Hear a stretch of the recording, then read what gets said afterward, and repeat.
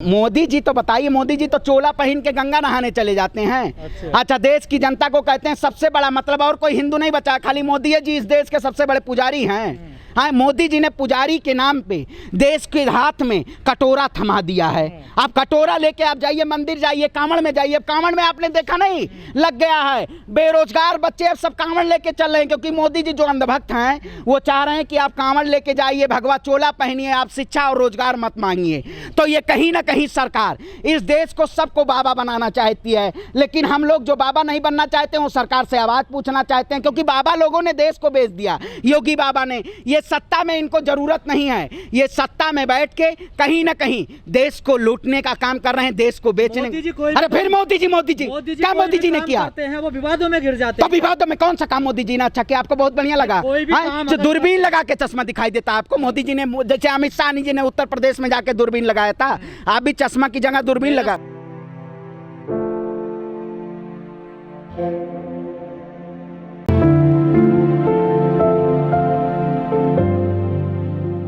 सम्राट नरेंद्र दामोदर दास मोदी ने एक अशोक स्तंभ का निर्माण किया। एक अशोक स्तंभ का निर्माण सम्राट अशोक किए थे। आखिर बताइए, उसमें शेर के मुंह से मतलब भारत वही दिखता था, भारत शांति का प्रतीक दिखता था, सामाजिक सौहार्द के प्रतीक दिखता था, भारत सभी का धर्मों का सम्मान दिखता था। लेकिन इस शेर में आपने देखा है आदमखोर, क्योंकि सरकार कहीं ना कहीं आदमखोर है। आदमखोर जैसे प्रवृत्ति के लोग अगर सत्ता में बैठेंगे तो शेर का स्वरूप भी बदल देंगे।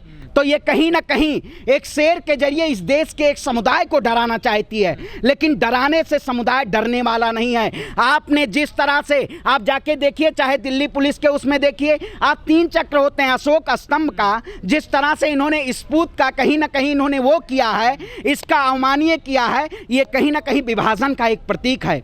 भारतीय जनता पार्टी इस स्तंभ के जरिए से इस देश की जनता को विभाजित करना चाहती है, कार्यपालिका न्यायपालिका को विभाजित करना चाहती है। लेकिन मैं कह देना चाहते हैं, वो देखिएगा स्तंभ पे जो आवाज उठी है, ये सरकार गूंगी बहरी तानाशाही सरकार को उस स्तंभ को चेंज करना पड़ेगा, क्योंकि आज देश की जनता के साथ इन्होंने गद्दारी की है और ये हमेशा माफी जीवी लोग हैं। आप देखिएगा आने वाले समय में भारतीय जनता पार्टी और देश के प्रधानमंत्री कहेंगे और जो शेर है उसका मुंह ज्यादा खुल गया है, क्योंकि जो लोग उसको बनाने वाले थे, जो कारीगर थे, वो समझ नहीं पाए। क्योंकि कहीं ना कहीं ये जुमले जीवी की सरकार है, ये हमेशा जब कोई ऐसा कार्य करती है तो माफी मांगने का काम करती है। ऐसे माफी जीवियों को लेकिन देश की जनता माफ नहीं करेगी। बिल्कुल मैं कहता हूं, लेकिन जब आप अपने हाथ में सत्ता, आपने सारे लोकतांत्रिक अधिकारों को आपने अपने हाथ में कर लिया, अपने बस में कर लिया है।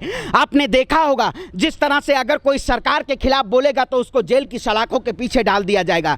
ये कहीं ना कहीं सरकार तानाशाही के रवैये पे है। इस तानाशाह का समर्थन जो लोग कर रहे हैं, जो अंधभक्त कर रहे हैं, मैं कहता हूं शेर पालो या गधा पालो, लेकिन गलतफहमी मत पालो। कुछ लोग गलतफहमी पाले हुए हैं, उन सबको भी श्रीलंका जैसे याद आ जाएगा। कुछ लोगों को बहुत अच्छा लग रहा है कि भारतीय जनता पार्टी सबसे बेहतर सरकार है, बीजेपी जैसी कोई सरकार नहीं है। तो उन लोगों को बसाने वाले समय में देखिए, अभी $100 पहुंचेगा, डीजल पेट्रोल के जैसा वो भी शतक मारेगा। Bharatiya Janata party gas cylinder 1000 gas पार हुई हो गया है। अच्छा, स्वतंत्र देश में हरी अनुपम खेर को बॉलीवुड की मूवी बनानी चाहिए, लेकिन अनुपम खेर तो इस पे अशोक स्तंभ पे बात कर रहे हैं। आखिर क्या इस देश को ये राजनेता और नेता लोग भारतीय जनता पार्टी की एक ऐसी तरह बनाना चाहते हैं? भारत जो सोने की चिड़िया कही जाती थी, कहीं ना कहीं इन्होंने उस भारत को एक ऐसे पायदान पे लाके खड़ा कर दिया कि अंतर्राष्ट्रीय लेवल पे लोग हीन भावना को देखते हैं कि भारत में एक समुदाय को प्रताड़ित किया जाता है, भारत में शिक्षा के मुद्दे को नहीं बात की जाती है। श्रीलंका में 2 स्विमिंग पूल बना था, यहाँ के सेंट्रल विस्टा देखे नहीं प्रोजेक्ट? हाँ, स्विमिंग पूल तो वो जनता के लिए बन रहा है, जनता बस जाने वाली है। जैसे आप उद्घाटन करेंगे, देश की जनता सड़कों पे उतरेगी और सीधे स्विमिंग पूल में नहाएगी, क्योंकि सेंट्रल विस्टा प्रोजेक्ट ये कोई प्रोजेक्ट नहीं है, ये मोदी जी अपना राजमहल बनवा रहे हैं भाई।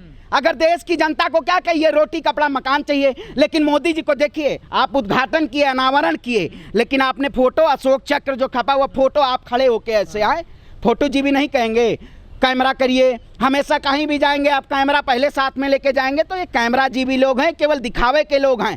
ये देश की जनता के साथ नहीं खड़े हैं, ये कहीं ना कहीं देश की जनता को गुमराह करने का काम कर रहे हैं। और हम वही कह देते हैं, जो राम नाम की लूटा है जिन्होंने, इन्होंने संसद भवन के नाम पे भी बहुत घोटाला किया है। भारतीय जनता पार्टी ने राष्ट्रवाद करके इस देश को, इस राष्ट्र को गुलामी की तरफ ले जाने का काम किया है। अगर ये गुलामी की तरफ ले जाएंगे तो हम आजाद भगत सिंह बनेंगे और इनको झुकाने का काम करेंगे। अरे भाई, तो घिरना पड़ता है, आपने काम कोई अच्छा नहीं किया। आप काम अपने लिए करते हैं, आप कॉर्पोरेट के लिए काम करते हैं, आप अपनी ब्रांडिंग कर रहे हैं। बहुत हुआ किसानों पे अत्याचार अब की बार मोदी सरकार। आपके कभी मैनिफेस्टो में सेंट्रल विस्टा प्रोजेक्ट नहीं था, लेकिन आपने महल बनाने का काम किया, क्योंकि आपको आलीशान चाहिए। आप जहां रहे आपका कमरा फुल एसी की तरह रहे और देश की जनता गरीब धूप में धान की रुपाई करती रहे, और आप कहेंगे किसान समृद्ध है। देखिए, मैं कह रहा हूं देश की संपत्ति है। आप बताइए, देश की संपत्ति, पुराने संसद में कोई कमी थी?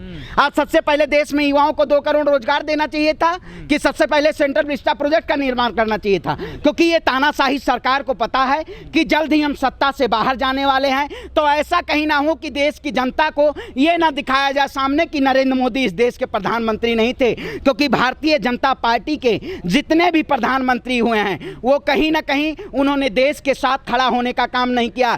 जिन्होंने अपने कार्यालय पे देश के तिरंगे का झंडा ना लगाया हो, वो देश के तिरंगे का मान और सम्मान कैसे कर सकता है? ये देश के तिरंगे के साथ कहीं ना कहीं ये खुददारी नहीं कर रहे, ये देश के तिरंगे के साथ इसको झुकाने का काम कर रहे हैं। इसीलिए हम देश के नागरिक होने के नाते, और भारत युवाओं का देश है, युवाओं की आवाज गूंजेगी तो स्विमिंग पूल में देश का जनता आपकी नहाने जाएगा। और इस सरकार को आपने प्लान बना लिया? बिल्कुल प्लान, क्यों नहीं भाई, बना लिया। क्योंकि ये कहीं ना कहीं गुमराह करके हमें गुमराह करना चाहती है। आपने देखा होगा कई योजनाएं आई, अग्निपथ आया, नए कृषि बिल आए, और ऐसे ऐसे बहुत योजनाओं लाने का काम किया। ये योजनाओं के जरिए इस देश में भ्रांति लाना चाहती है, लेकिन अब सरकार को झुकाने के लिए हमें सड़कों पे उतरना पड़ेगा, और सड़क पे उतरने के इस सरकार को ईंट से ईंट बजाने का काम करेंगे।